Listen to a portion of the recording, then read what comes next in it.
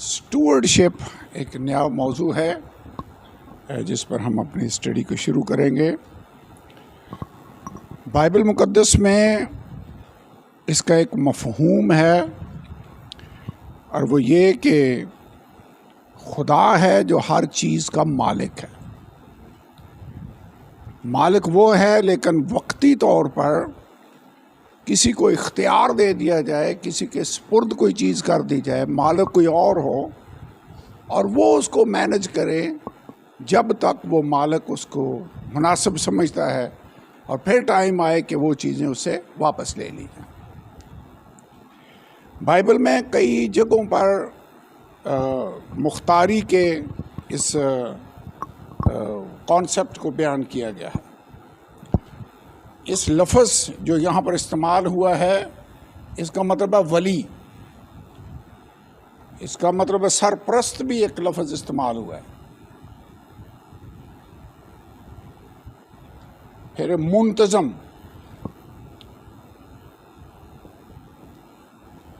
या वकील, इस लफ्ज़ के लिए मुख्तार मेरे ख्याल में सबसे अहम और मेन लफ्ज़ है मुख्तार। मुख्तार का मतलब जैसे इख्तियार दिया गया। आपको पता है, इसको समझाने के लिए मैं आपको एक एग्जांपल देता हूँ। कई दफ़ा किसी आदमी की जायदाद होती है, प्रॉपर्टी है, 10 एकड़ जगह है, 1 मुरब्बा ज़मीन है। अब वो कहीं दूर है, शायद किसी गैर मुल्क में चला गया है। वो जाने से पहले उस आदमी को मुख्तार आम बना देता है कि ये जी मुख्तार है मेरा, मुख्तार आम। अंग्रेज़ी में उसको कहते हैं general power of attorney. Power of attorney उसको दे दी गई। अब मालिक वो है जो बाहर बैठा है। पावर ऑफ अटॉर्नी किसके सुपुर्द है? जो यहाँ बैठा हुआ उसकी प्रॉपर्टी को मैनेज कर रहा है। उसको कहते हैं मुख्तार आम। यानी जो प्रॉपर्टी है वो इवन उसको बेच भी सकता है, वो उसका किराया वसूल कर सकता है, वो उसको ठेके पर दे सकता है। यानी जब तक वो मालिक आकर उससे वो वापस नहीं ले लेता, उतनी देर तक वो उसका टोटली मालिक है, उसका मुख्तार है, उसका सरप्रस्त है, उसका मुंतज़म है, उसको रिप्रेजेंट कर रहा है अपने मालिक को। ये इस लफ्ज़ के मानी है। आपको याद है पैदाइश की किताब के अंदर यूसुफ जब बादशाह है तो उसके घर का एक मुंतज़म था। पैदाइश की किताब 43वां बाब और 19वीं आयत। यूसुफ ने उनके साथ एक ट्रिक खेली कि अपना प्याला, चांदी का प्याला उसने एक बोरे में डाल दिया उन भाइयों के। तो वो उस घर के मुंतज़म के पास गए। तो इसका मतलब एक बंदा था जो यूसुफ के सारे घर को मैनेज कर रहा था। आप मैनेजर उसे कह सकते हैं। इन तो मुंतज़म पढ़े, ये आयत पढ़ते हैं। और वो यूसुफ के घर के मुंतज़िम के पास गए और एक दरवाज़ा पर खड़े होकर उससे कहने लगे, जनाब, हम पहले भी यहाँ अनाज मूल लेने आए थे, और यूँ हुआ कि जब हमने मंजिल पर उतरकर अपने बोरे को खोला तो अपनी अपनी पूरी तुली हुई नकदी। मुंतज़म का यहाँ पर जिक्र है, ठीक है। इसका मतलब वो बंदा जिसके ज़िम्मे था कि उसके घर का सारा इंतज़ाम करे। 44वां बाब और 4थी आयत में फिर यही कॉन्सेप्ट है।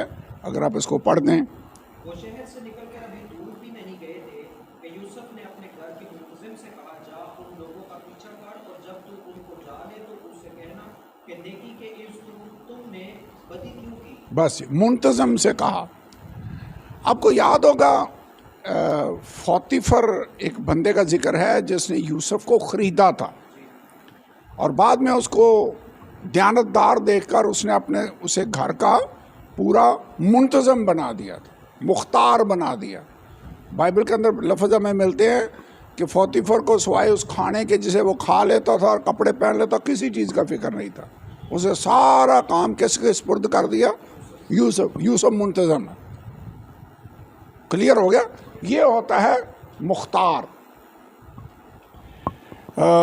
इसके लिए जो लफ्ज़ इस्तेमाल होता है यहाँ पर लिखा हुआ है पेज नंबर 9 पे, एपीट्रोप, एपीट्रोप्स, एपीट्रोप्स, एपीट्रोपस बल्कि क्या होगा, OS। एपीट्रोपस का मतलब है मोहतम या सरपरस्त या मुहाफ़िज़। गलतियों 4 बाब और दूसरी आयत में ये लफ्ज़ इस्तेमाल हुआ है। जी पढ़ें, गलतियों 4 बाब 4 आयत।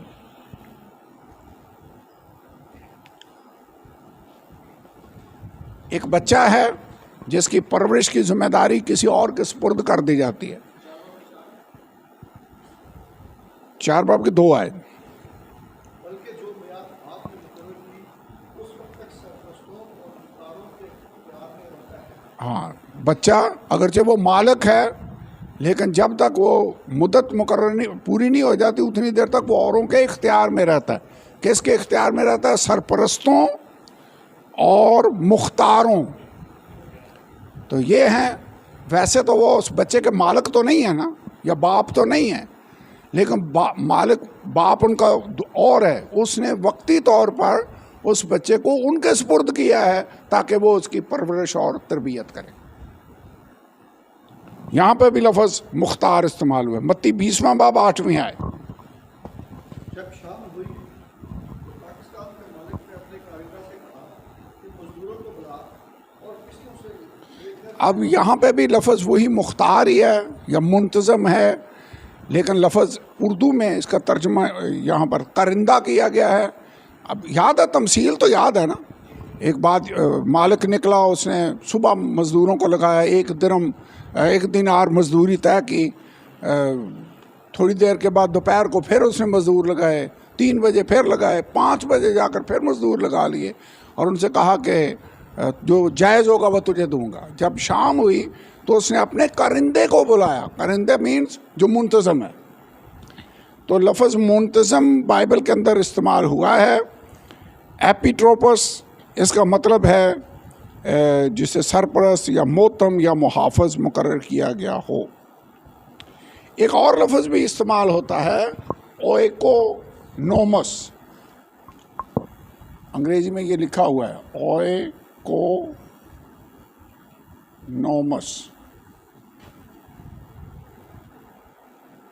ओएकोनोमस इसका मतलब भी है इंतज़ाम करने वाला। लूका 16 बाब 1 और 3 आयत। पहली आयत से पढ़े।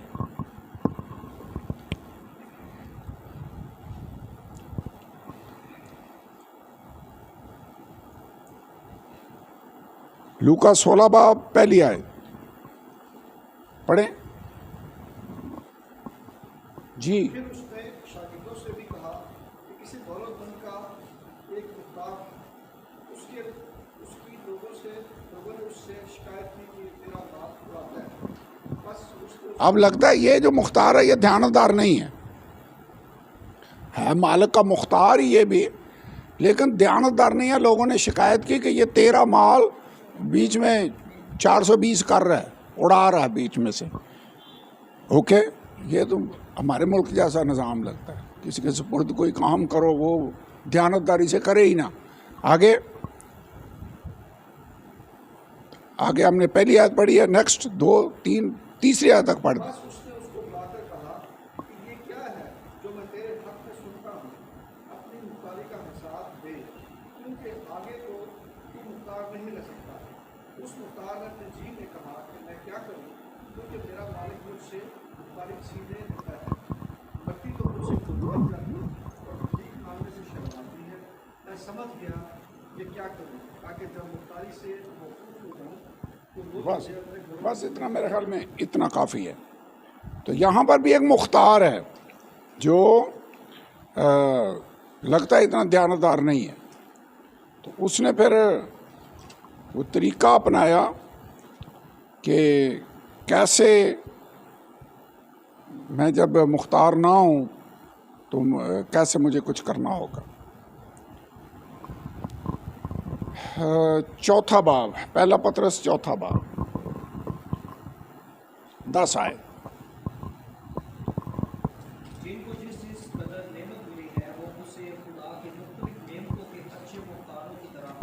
एक दूसरे की खिदमत में सर्व। जिसको जिस कदर नेमत मिली है,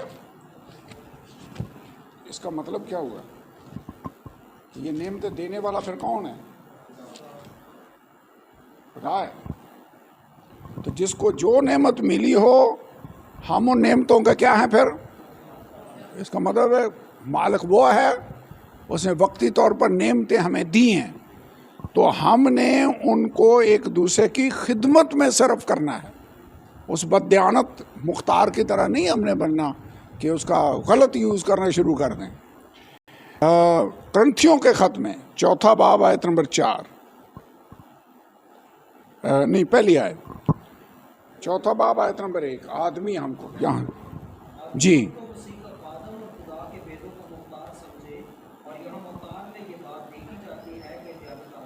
तो आदमी हमें क्या समझें? खुदा के भेदों का मुख्तार, खुदा के भेदों के हम वक्ती तौर पर हमारे इख्तियार में दी गई हैं, हम मुंतज़म हैं, लेकिन मालिक वो है, हमने उसको दयानतदारी के साथ मैनेज करना है। तोड़ों की तमसील तो याद है, ज़बरदस्त है। वो तोड़े उनके थे, नौकर के, जिनको वो दे कर गया, वो मालिक का माल था। किसी को 5, किसी को 2, किसी को 1, हर एक की लियाकत के मुताबिक, और बाद में आकर उनसे हिसाब लिया गया। वैसे मुख्तारों से हिसाब भी लिया जाता है। अभी मालिक ने कहा मैं तेरे बारे में रिपोर्ट सही नहीं सुन रहा, इधर आ, अपनी मुख्तारी का हिसाब दे, जो कि तू अपने ओहदे से फारग, तो हिसाब भी देना पड़ेगा। याद रखना है कि हम मुख्तार हैं, लेकिन असल मालिक वो है। ये नोट कर लें, ये जुमला ज़रूर लिख लें कि हम मुख्तार हैं, लेकिन असल मालिक कौन है? खुदा। तीतस पहला बाब 7वीं आयत, तीतस का ख़त है, पहला बाब आयत नंबर 7। क्योंकि निगहबान को खुदा का मुख्तार होने की वजह से बेइल्ज़ाम होना चाहिए, ना खुदारी हो, ना गुस्सावर, ना नशा में मुँह मचाने वाला, ना मारपीट करने वाला, और ना नफा का लालची।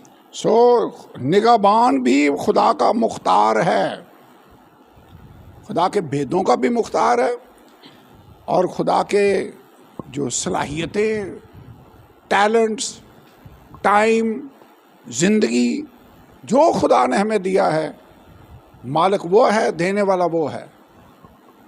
अब मैं चाहता हूँ चंद आयतें हम पढ़ें, जिसमें पहले नंबर पर जो नुक्ता हम देखना चाहते हैं वो ये है कि हर चीज़ का मालिक खुदा। जल्दी थोड़ी सी स्पीड हमें तेज़ करनी होगी। हर चीज़ का मालिक खुदा है। और बेशक भूल जाएं, ये वाला जुमला ज़रूर याद रखना है, हर चीज़ का मालिक कौन है? आप नहीं है। अगर किसी के पास कोई नेमत है, देने वाला कौन है? खुदा। आपके पास सेहत ना हो तो आप कुछ कमा सकेंगे? कुछ भी नहीं, नौकरी भी नहीं कर सकेंगे, आप बिस्तर से उठ नहीं सकेंगे अगर सेहत इजाज़त ना दे। तो हर चीज़ का मालिक खुदा है। पहले नंबर पर तो वो मालिक है क्योंकि बनाया उसने है सब कुछ। तो जो चीज़ बनाने वाला हो, क्रिएटर हो, वो मालिक तो वही होता है। ठीक है। तो खा आसमान की चीज़ें हों, खा ज़मीन की हों, खा दीदनी हों, खा नादीदनी चीज़ें हों, इन सब का बनाने वाला कौन है? खुदा। खालिक होने की हैसियत से मालिक वो है। एक आयत पढ़ते हैं, पहली तवारीख 29वां बाब और 11 आयत।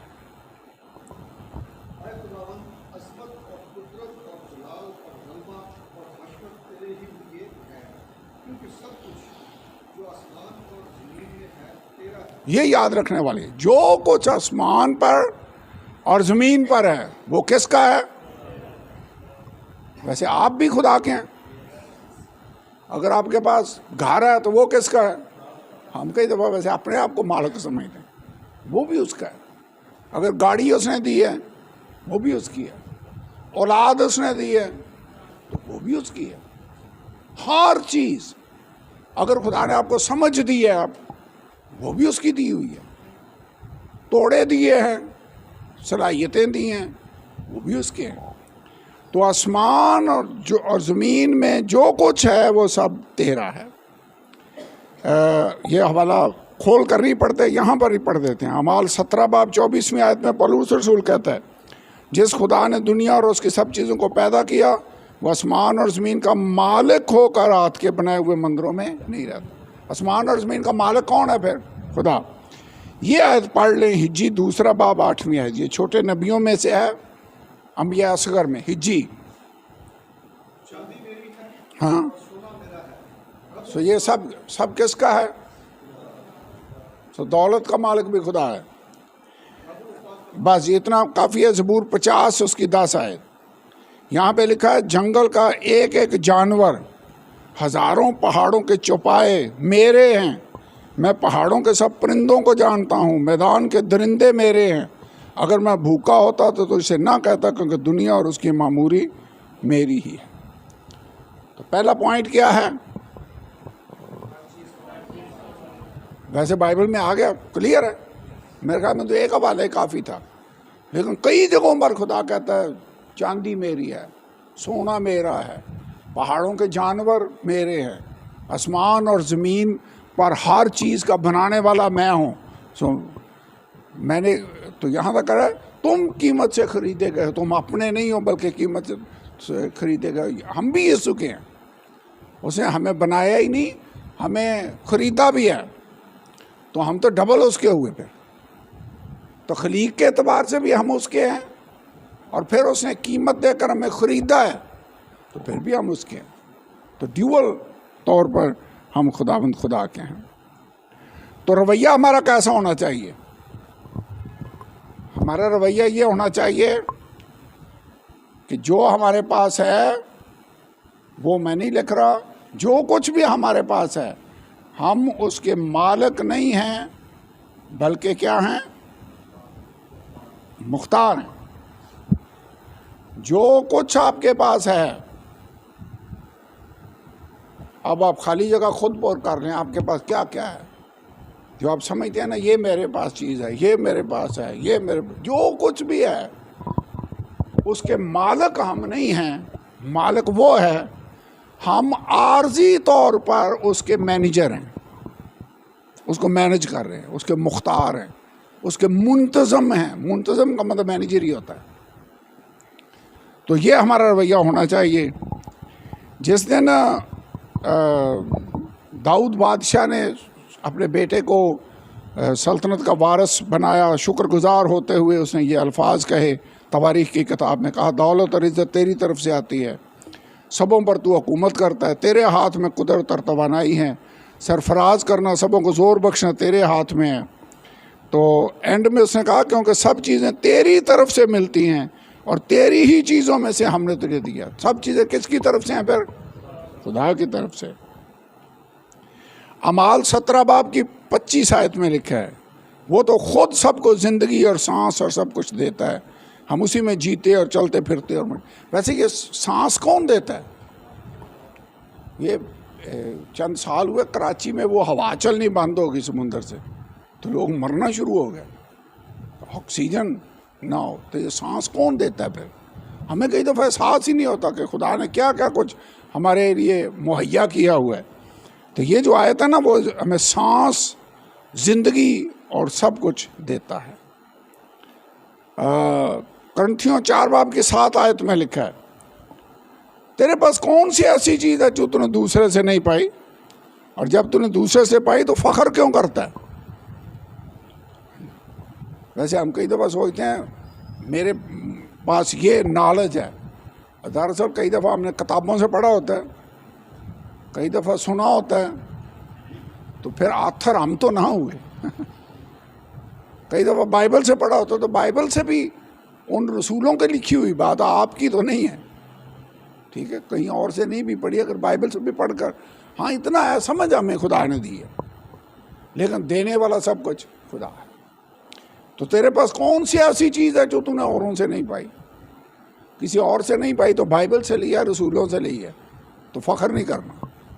तेरे पास कौन सी ऐसी चीज़ है जो तूने औरों से नहीं पाई?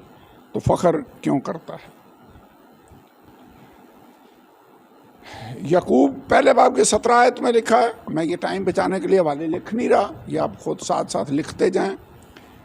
लिखा है हर अच्छी बख्शिश और कामल इनाम ऊपर से है और नूरों के बाप की तरफ से मिलता है। हर अच्छी बख्शिश और कामल इनाम किधर से मिलता है? खुदा की तरफ से। अब हमारा रवैया ये होना चाहिए कि मालिक हर चीज़ का खुदा है। नंबर एक, जो कुछ मेरे पास है उसका मालिक वो है, मैं उसका वक्ती तौर पर, आर्जी तौर पर मुख्तार हूँ और हमने दयानतदार रहना। एक दिन हमें इस मुख्तारी का हिसाब देना पड़ेगा। वैसे जिनको 5 तोड़े, 2 तोड़े, 1 तोड़े दिए गए, मालिक ने आकर हिसाब लिया कि उन तोड़ों को यूज़ कैसे किया, हुआ हिसाब के नहीं, हमसे भी हिसाब लिया जाएगा। तो अगर खुदा ने आपको कुछ दिया है तो हमें उसके अच्छे दयानतदार मुख्तार बनना है। हमारी फिक्र दुनिया का मालो दौलत जमा करने के लिए नहीं होनी चाहिए कि हर वक्त पैसे के पीछे ही लगे हों। दुनिया के लोग फिक्रमंद होकर ये कहते हैं क्या खाएंगे, क्या पिएंगे, क्या पहनेंगे। खुदा कहता है इन सब चीज़ों की तलाश में गैर कौमें रहती हैं, तुम्हारा बाप जानता है कि तुम इन चीज़ों के मोहताज हो। तो वैसे जो सारे जहान का मालिक है वो अपने लोगों को ये चीज़ें मुहैया ना करेगा? कर सकता है। वैसे उसने बनी इस्राइल के सफ़र के दौरान साबित किया कि वो आपकी हर ज़रूरत पूरी कर सकता है। लिबास दे सकता है, खुराक दे सकता है, पानी दे सकता है, प्रोटेक्शन दे सकता है, बीमारियों से शिफा दे सकता है। He can give you everything. तो खुदा सब कुछ दे सकता है। एक सिफ्त हमारे अंदर होनी चाहिए और वो है, इसको मैं लिखता हूँ, वो है कनायत पसंदी। कनायत पसंदी का मतलब क्या है?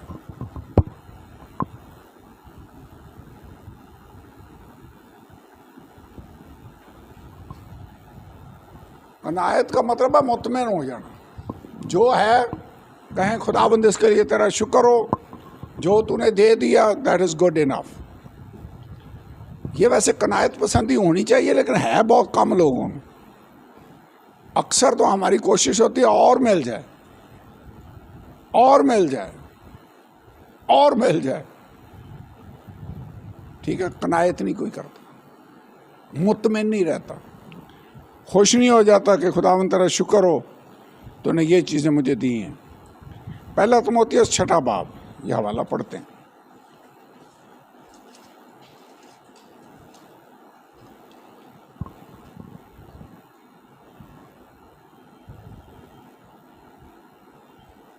छठी आयत, 6 बाब आयत नंबर 6 से।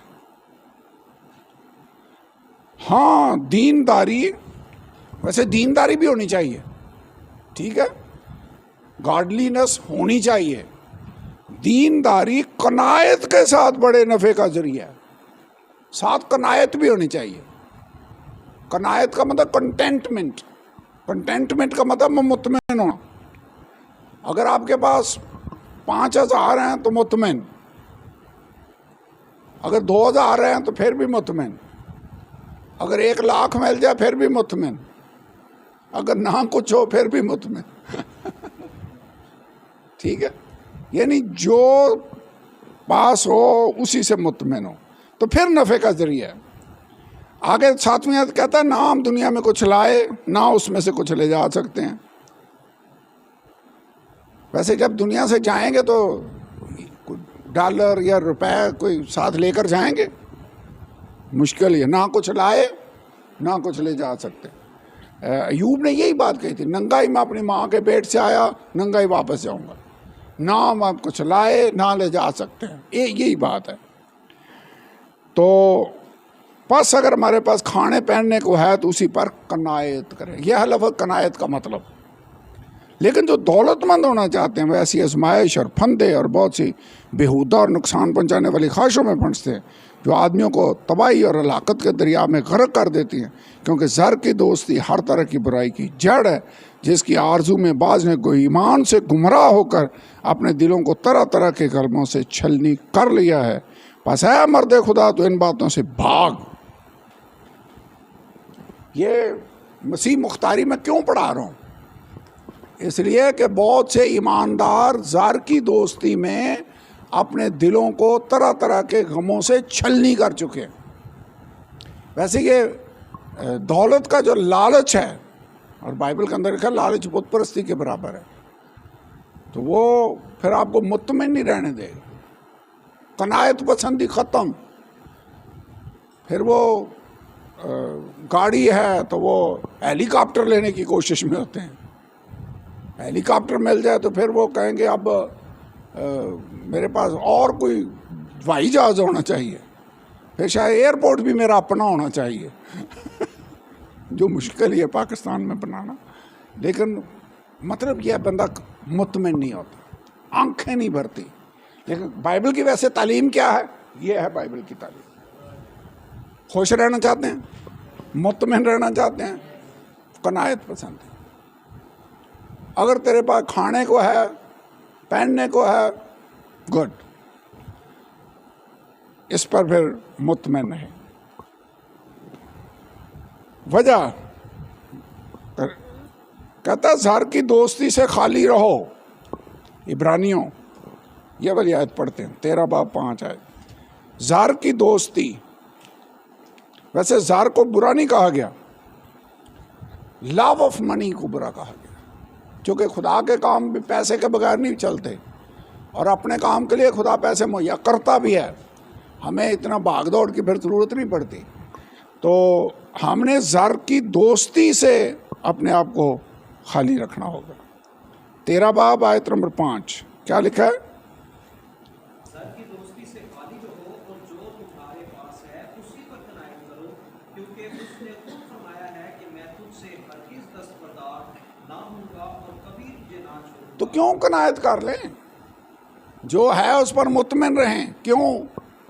क्योंकि जो हस्ती हमारे साथ है उसने वादा किया है, मैं तुम्हें नहीं छोड़ूंगा, ना तुमसे दस्तबरदार हूँगा। अगर कहीं ज़्यादा ज़रूरत पड़ेगी तो वो हमारी ज़रूरत को पूरा करेगा। फिक्रमंद होकर ये ना कहो। तो हमने बस मुतमिन रहना, जहाँ खुदा ने हमें रखा खुश। इसका ये भी मतलब नहीं कि हमने मेहनत नहीं करनी। कई लोग ये पढ़कर मेहनत करना ही छोड़ देते हैं, सारा दिन चारपाई पर ही पड़े रहें, करें कुछ ना। तो पौलुस ये कहता है जिसको मेहनत करना मंजूर नहीं वो खाने भी ना पाए। ये तो बड़ा सख्त रूल है। तो मेहनत करनी है, लेकिन दौलत के पुजारी नहीं हमने बनना। ज़ार की दोस्ती से अपने आप को खाली रखो, कनायत। सो आज हमने दुआ क्या करनी है? खुदावंद मुझे कनायत पसंद बना दे, सारी फिक्रें उस पर डाल दो, क्योंकि उसको तुम्हारी फिक्र है। पतरस 5वें बाब की 7वीं आयत में लिखा है। फिलिपियों 4 बाब की 11 आयत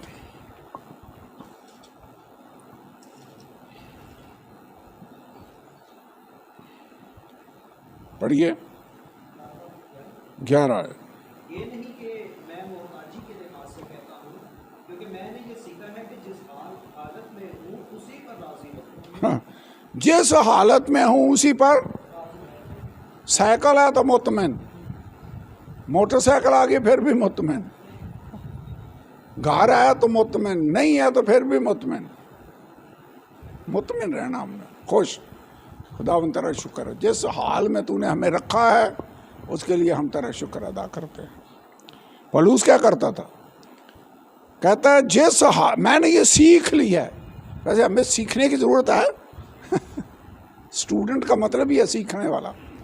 मैंने ये सीखा, इसका मैं पौलुस भी स्टूडेंट था। वो कहता मैंने ये सीखा है कि जिस हालत में हूँ उसी पर राजी रहूँ।